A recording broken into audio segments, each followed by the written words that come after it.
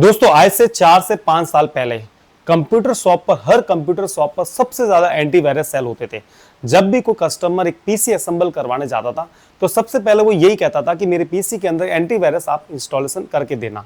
अब आजकल मार्केट में एंटीवायरस नाम का आप वर्ड नहीं सुनते होंगे। मार्केट में बहुत से आप ऐड देखते होंगे। पहले जो एंटीवायरस की ऐडें आती थी आज से 2 साल पहले, 3 साल पहले, 4 साल पहले, लेकिन आजकल आपको ऐड बीच में देखने को नहीं मिलती होगी क्योंकि मार्केट में एंटीवायरस सेल होने बिल्कुल कम हो गया। अब क्या कारण है कि एंटीवायरस सेल क्यों नहीं हो रहा है? क्या हमें भी एक पेड एंटीवायरस बाय करना चाहिए या नहीं करना चाहिए? इसके बारे में पूरा मैं आपको डिटेल्स में बताने वाला हूं इस वीडियो के अंदर। पहले के कंप्यूटर के अंदर एंटीवायरस सबसे ज्यादा लोग क्यों लगवाते थे और क्यों सेल होती थी सीडियां? इसका एक रीजन बता रहा हूं। पहले के कंप्यूटर के अंदर विंडोज एक्सपी या विंडोज 7 सबसे ज्यादा यूज होता था। अब उसके अंदर आपको बताना चाहूंगा जो सिक्योरिटी सिस्टम होता था वो ज्यादा स्ट्रांग नहीं होता था। स्ट्रांग ना होने के कारण उसके अंदर वायरस आने की संभावना सबसे ज्यादा रहती थी। जैसे आपने पेन ड्राइव लगा दी तो वायरस आ जाता था, इंटरनेट कनेक्ट कर दिया तब भी वायरस आ जाता था, कई बार फाइल ऑटोमेटिकली कोई भी इंटरनेट से डाउनलोड हो जाती थी तब भी वायरस आता था।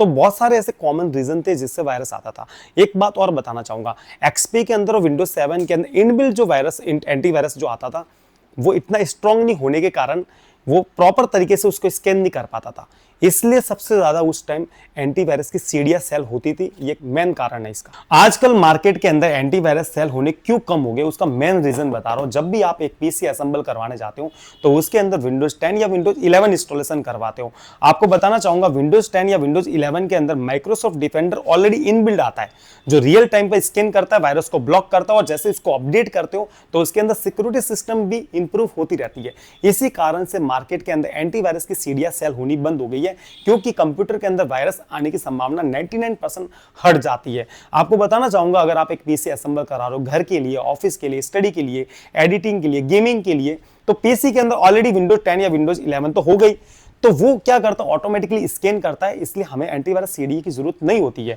अब आपको मैं एक एग्जांपल भी दे देता हूं। देख सकते हो कि जैसे अपने पीसी के अंदर जाओगे, सर्च में जाओगे तो यहां पर एक आपको विंडोज सिक्योरिटी का ऑप्शन मिलेगा। नहीं अगर ये दिखे तो आप यहां पर सर्च कर सकते हो। विंडोज सिक्योरिटी वाले ऑप्शन में जैसे ही आप जाओगे तो आपको यहां पर एक ऑप्शन मिलेगा, वायरस एंड थ्रेड का ऑप्शन मिलता है।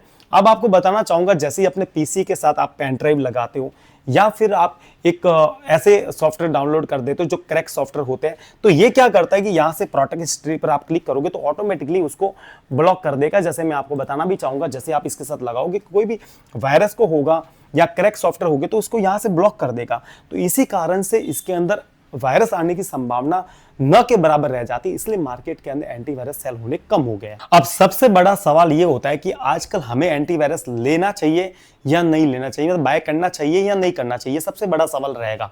तो मैं आपको बताना चाहूंगा कि अगर आपके पास कोई पुराना सिस्टम है जिसके अंदर एक्सपी या विंडोज 7 यूज कर रहे हो तो उसके अंदर आप एंटीवायरस यूज कर सकते हो, लेकिन वो भी एक हैवी वाला एंटीवायरस यूज मत करना।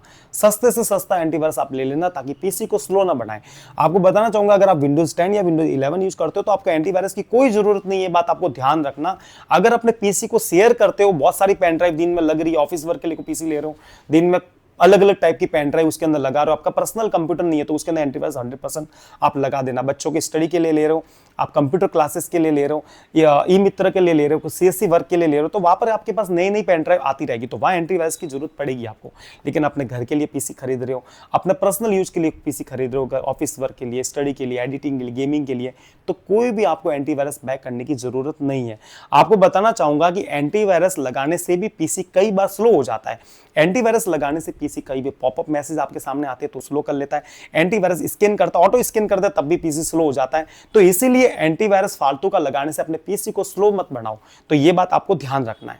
अब मैं आपको फाइनली बता रहा हूं कि अगर आप भी अपने पीसी के अंदर विंडोज 10 या विंडोज 11 यूज करते हो तो आपको किसी भी प्रकार का एंटीवायरस खरीदने की जरूरत नहीं है। मार्केट में आप जाओगे, नया पीसी असेंबल करवाओगे, दुकान वाला आपको बोलेगा कि आप एंटीवायरस इसके अंदर डलवा दीजिए। एंटीवायरस का इसलिए वो आपको बोलता है क्योंकि एंटीवायरस की सीडीओ के अंदर सबसे ज्यादा मार्जिन मिलता है।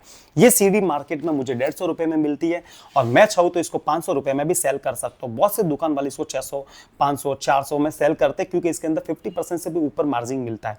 अब मैं आपको बताना चाहूंगा कि अगर आपकी पीसी के अंदर विंडोज 10 या विंडोज 11 लगा हुआ है तो आप फ्री में स्कैन कर सकते हो, कोई भी एंटीवायरस खरीदने की जरूरत नहीं है। सबसे पहले तो आप देख सकते हो अगर आप पीसी के अंदर विंडोज 10 या विंडोज 11 है तो आपको सर्च का एक ऑप्शन मिलेगा जिसके ऊपर आप क्लिक करोगे और यहां पर आपको टाइप करना रहता है विंडोज सिक्योरिटी। जैसे ऑलरेडी मैंने टाइप किया हुआ तो देख सकते हो मेरे को यहां पर ये ऑप्शन मिल जाता है।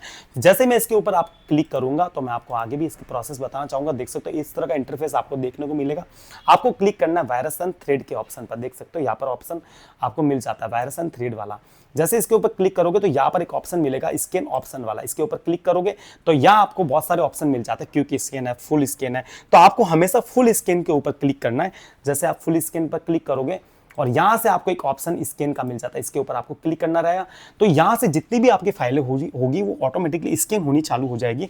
हो सकता है थोड़ा आपके यहाँ टाइम लगे, क्योंकि अगर आपने स्कैन नहीं किया होगा काफी समय से तो हो सकता है यहाँ पर टाइम लगेगा, लेकिन प्रॉपर वे के अंदर स्कैन करेगा।